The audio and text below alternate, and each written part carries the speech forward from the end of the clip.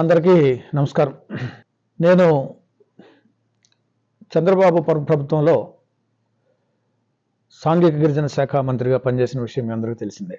అప్పటి చంద్రబాబు నాయుడు ప్రభుత్వంలో జరిగినటువంటి సంక్షేమం కానీ, ఇవాళ జగన్మోహన్ రెడ్డి గారి ప్రభుత్వంలో జరుగుతున్న సంక్షేమం ఏదైతే ఉందో, ఈ రెండిటికి ఒకసారి మనం కంపేర్ చేసుకుంటే స్పష్టంగా మనకు ఒక విషయం మనం గమనిస్తాం. అదేంటంటే, చంద్రబాబు రాష్ట్రం అభివృద్ధి చెందితే ఆ అభివృద్ధి ఫలితాలు ఆటోమేటిక్గా పేదలకు వస్తాయని చెప్పి నమ్మేటువంటి ఒక వ్యక్తి. అంటే ఒక పెత్తందారీ వ్యవస్థ మీద నమ్మకం ఉన్నటువంటి వ్యవస్థ, పెత్తందారీ వ్యవస్థ మీద నమ్మకం ఉన్నటువంటి చంద్రబాబు. జగన్మోహన్ రెడ్డి గారి ప్రభుత్వ సంక్షేమ పథకాలు, ప్రభుత్వ పనితీరు చూస్తే నేరుగా సంక్షేమ పథకాలు లబ్ధిదారులకు అందాలి, మధ్యలో ఎవరు ఉండకూడదు అనేది జగన్మోహన్ రెడ్డి గారి యొక్క విధానం. అంటే స్పష్టంగా మనకు తెలిసేది ఏంటంటే, జగన్ గారి ప్రభుత్వం పేదల పక్షాన నిలబడే ప్రభుత్వం. జగనన్న ప్రభుత్వం పేదల పక్షపాతి ప్రభుత్వం, నిరంతరం పేదవాడి కోసం పనిచేసే ప్రభుత్వం. పేద బడుగు బలహీన వర్గాలు ఏ విధంగా వెనుకబాటుతనం నుంచి, పేదరికం నుంచి, అజ్ఞానం నుంచి, నిరక్షరాస్యత నుంచి అన్ని రంగాల్లో ఏ విధంగా ముందుకు రావాలి, అభివృద్ధి చెందాలి అనేది జగన్ గారి యొక్క తపన. ఈ చంద్రబాబు నాయుడు వచ్చేసరికి ముందు అసలు అభివృద్ధి చేద్దాం, ఈ అభివృద్ధి యొక్క ఫలితాలు వాటంతటికి అవే గ్రామ స్థాయికి వెళ్ళిపోతాయని నమ్ముతాడు. అయితే ఇక్కడ జరిగేది ఏంటంటే, ఈ అభివృద్ధి వలన చంద్రబాబు నాయుడు గారు చేసేటువంటి అభివృద్ధి ఏదైతే ఉందో, ఆ అభివృద్ధి వలన లబ్ధి పొందేది కేవలం ఒక వర్గమే.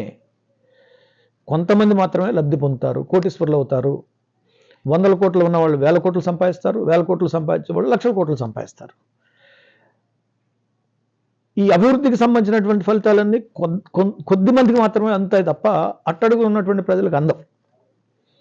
ఈ విధానం మంచిది కాదు, ఇది తప్పుడు విధానం అని చెప్పేసి జగన్మోహన్ రెడ్డి గారు ఈ సంక్షేమ పథకాలని నేరుగా పేద ప్రజలకు అందించేటువంటి ప్రక్రియ ఆయన మొదలుపెట్టాడు. ఇది సమసమాజ నిర్మాణంలో ఆయన తీసుకున్నటువంటి ఒక విప్లవాత్మకమైనటువంటి విధి విధానం. బాబాసాహెబ్ అంబేద్కర్ ఏ సమసమాజ నిర్మాణం కోసం కలగన్నాడో, ఏ అసమానతలు రూపుమాపటానికి ఆయన జీవితం అంతా పోరాటం చేశాడో, ఏ వివక్ష పోవాలని బాబాసాహెబ్ అంబేద్కర్ తన జీవితం అంతా ఉద్యమించి చేశాడో, ఏ స్త్రీ జాతి అభివృద్ధి చెందాలి, వాళ్ళ యొక్క ఆత్మగౌరవాన్ని పెంపొందించే విధంగా, పురుషులతో పాటు సమానంగా జీవించే విధంగా అంబేద్కర్ పోరాటం చేశారు. ఈ అంబేద్కర్ బాటలో నడుస్తూ ఆయన ఆశయాలకు, ఆదర్శాలకు కట్టుబడి ఇవాళ జగనన్న ప్రభుత్వం పనిచేస్తుంది. ఆర్థికంగా, రాజకీయంగా, సామాజికంగా అన్ని రకాలుగా ఈ అసమానతలు తగ్గి సమసమాజ నిర్మాణం జరగాలనేటువంటిది జగనన్న యొక్క ధ్యేయం. అదే అంబేద్కర్ బాటలో ఆయన నడుస్తున్నాడు. ఇక చంద్రబాబు విషయానికి వస్తే, ఒక పెద్ద రాజధాని నిర్మించాలి, ఒక ప్రపంచంలో అతిపెద్ద నగరాన్ని, మహానగరాన్ని నిర్మించాలా, తద్వారా రాష్ట్రాన్ని అభివృద్ధి చేయాలి అనేటువంటి ఒక ఊహాజనితమైనటువంటి కార్యక్రమాన్ని తీసుకుని ఇటు రాజధాని నిర్మించలేకపోయాడు, తాత్కాలిక రాజధానిని నిర్మించారు. పేదవాడికి మాత్రం జరిగింది శూన్యం. ఒక సాంఘిక గిరిజన శాఖ మంత్రిగా నేను SC/ST సప్లాన్ నిధుల్ని సమర్థవంతంగా, అవినీతికి తావు లేకుండా నేరుగా పేద ప్రజలకు అందించడం కూడా ఆ రోజు ఆయన ఇష్టపడలేదు, సంపూర్ణంగా ఇష్టపడలే.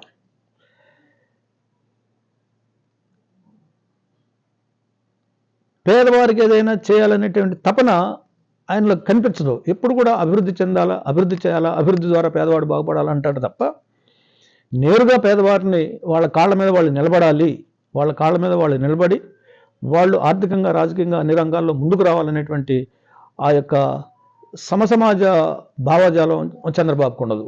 ఎందుకంటే అది పెత్తందారి స్వభావం, భూస్వామ్య విధానం, అంతా ధనిక వర్గాలకు కొమ్ము కాసేటువంటి విధానం.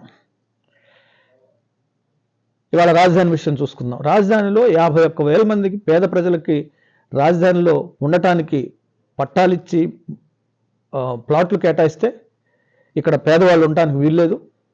ఇక్కడ ధనికులే ఉండాలి, ఇక్కడ అగ్రకులాలే ఉండాలి, అభివృద్ధి చెందిన వాళ్ళే ఉండాలా.